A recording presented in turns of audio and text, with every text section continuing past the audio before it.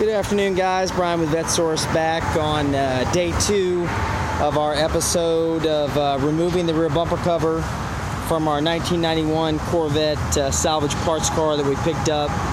If you missed the first first video I had of this car once I acquired it, you can see that link up there at the top of the video. Today what I'm going to do is finish working up on getting this rear bumper removed from the car. We got started on this a few days ago, and unfortunately I lost my daylight, so I couldn't finish up in one video, so I had to drag it over into the second video. If you missed that one, that link above at the top of the video is there for that part 1 of pulling this rear bumper off. So you can see we're kind of down to the last little bits here. What we wanted to do was get this rear bumper off the car without damaging it or messing up the nut plates or the studs on it, so that it can all be reusable again.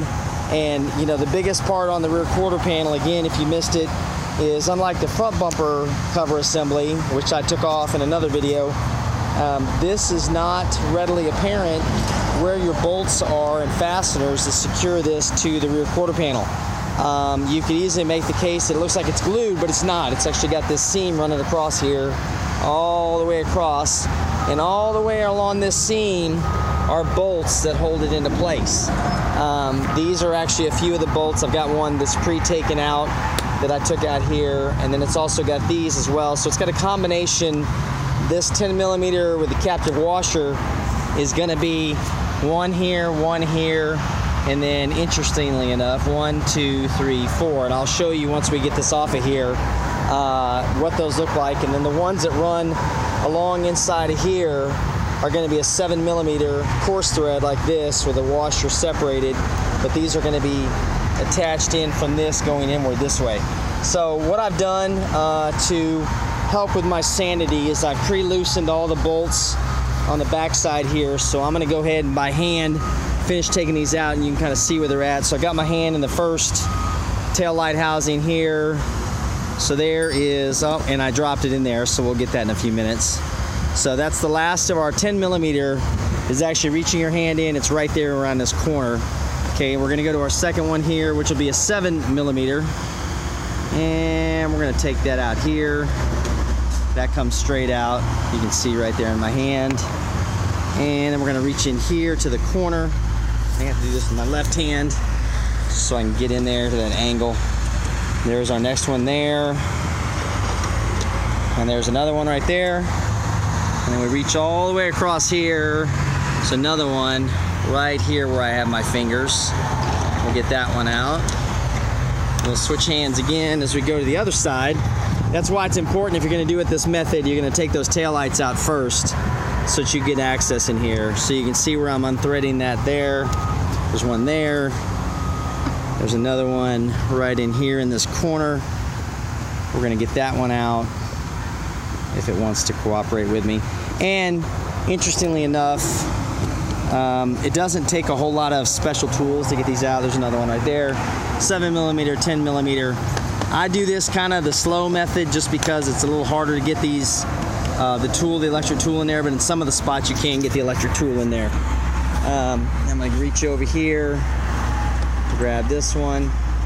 That one's out. And like I said, guys, these don't come out that easy. I just took them out ahead of time. So what we've got is, you can see the seam is really big here now. You can see the gap has increased quite a bit. You can actually see daylight through there. So let me finish. I think I got two 10mm I need to get done here. Let me get set up with this real quick. If I can get my tool apart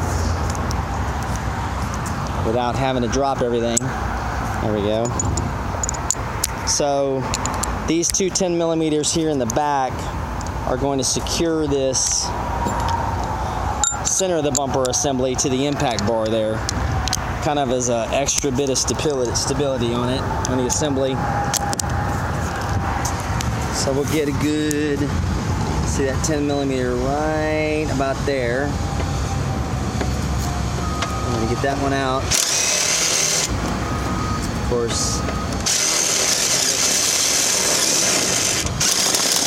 course, gonna make me do it both-handed. So may have to put the phone down for just a second, guys, and I'll get these loosened up. So give me just a sec, I'll be right back. Okay, we're back with these bolts removed here in the middle section that tie that to the impact bar, and two more bolts I forgot about at the very leading bottom edge of this bumper. They're right here to keep this thing from flapping in the breeze. You can see once I removed them, they're all over the place. So what we're going to try to do now real quick is pull a little bit. You can see we've loose up here. See if we can't get that to start coming out for us. You see we've got quite a bit of gap there already. So take my handy dandy screwdriver, or wedge tool as I like to call it, and we'll see if we got all our bolts or if we missed some. I think I may have missed one, but you can see here we're kind of separated here, we're separated here, and we're separated here. Oh. Separated, separated, separated there. And what I'm going to do real quick is make sure that I'm not missing anything, that I haven't forgot something. So give me a second to double check my work, guys, and I'll be right back, and we should be able to have this rear bumper assembly off here real quick.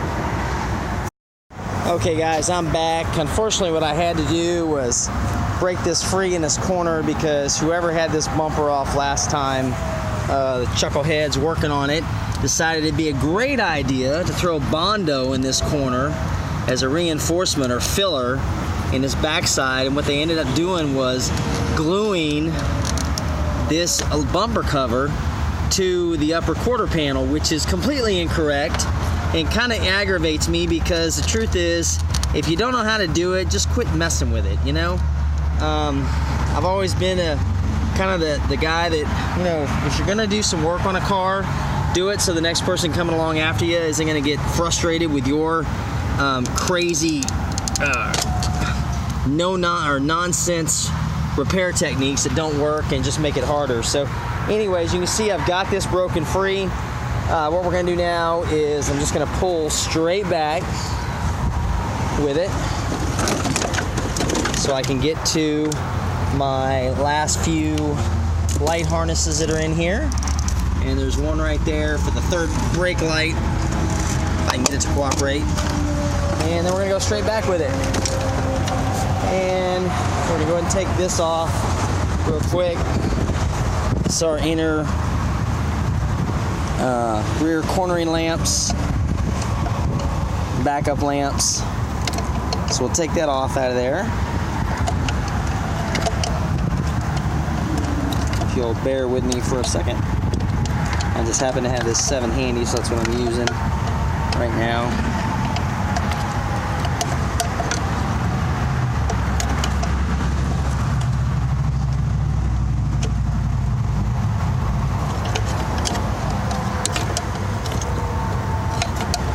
Of course, that one's going to be on there tighter than I want it to be, but that's the way the last bolt works, as we've said. So, you see we've got the bumper assembly off the car now.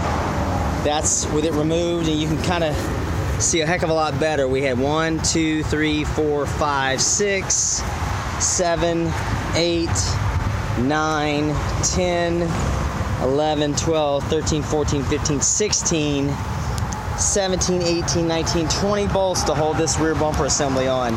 So, you know, in the ultimate scheme of things, I like showing you guys how to do this. If you're going to work on your own Corvette, this is not what I'd consider a beginner's repair technique here. If you haven't done this before, hopefully you can use this video to kind of visualize what you've got to do to get that off of there. But you can see, even for somebody like me that does this all the time, it does take a little bit of effort to get it out of there. So that's going to wrap up part 2 for us on the rear bumper cover.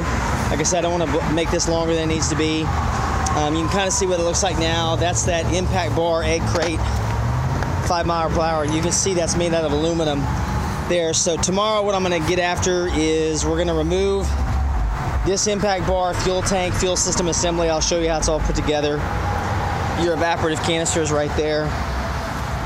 And then what I'll probably do is work forward. I'll take the rear glass off, the hatch, the interior out, and then I'll save the doors and the hood for last because I don't want to get any water in the motor, and then we'll do the motor last. So make sure you stick with me. If you'd like to see some more of the tear down of this car, I'm going to go ahead and keep filming it as I progress through it.